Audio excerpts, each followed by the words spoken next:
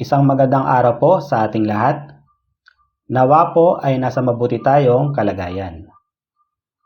Ang pag-aaralan naman po natin ngayon ay may kinalaman sa imperative statement o pautos na pangungusap. Ito po ang verb plus G maseo na ang ibig sabihin sa Tagalog ay huwag. Hindi na po natin patatagalin, kaya ano po ba itong verb plus G maseo?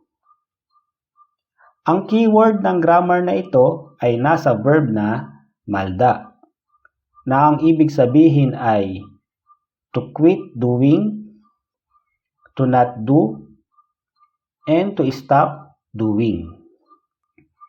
At kapag ang verb na malda ay nilagyan natin ng honorific suffix na si na pinag-aralan natin sa beginner 1 number 30, mawawala na po yung real niya sa ilalim at magiging na po siyang maseo.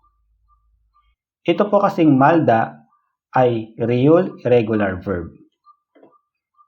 Kung nalilito po kayo sa mga irregular verbs, check nyo lang po ang lesson natin sa beginner 1 number 31. Ngayon, ibig po palang sabihin ang verb plus G maseo ay ginagamit para utusan ang isang tao na huwag gawin ang isang bagay o action. Pwede natin itong i-translate sa English na do not and then yung action.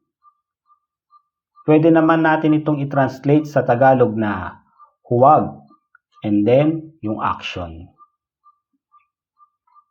Para lubos po natin itong maunawaan, tingnan po natin ang mga halimbawa. 버스 안에서 담배를 피우지 마세요. Huwag pong manigarilyo sa loob ng bus. 도서관에서 떠들지 마세요. Huwag pong maingay sa library. 걱정하지 마세요. Huwag ka pong mag-alala. 박물관에서 사진을 찍지 마십시오. Huwag pong kumuha ng litrato sa museo. 가지 말아요. Huwag kang umalis. 웃지 말아요. Huwag kang tumawa. Ngayon, paano naman po ito gamitin? Napakadali lang po. Hindi na po natin kailangan tignan kung ang verb ay magtatapos sa consonant o vowel.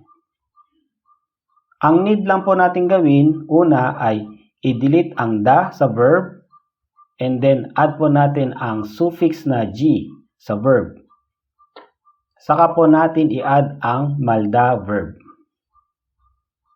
And then kapag nag-conjugate po tayo at gusto po nating mas magalang ang ating pagsasalita, i-add lang po natin ang honorific suffix na si.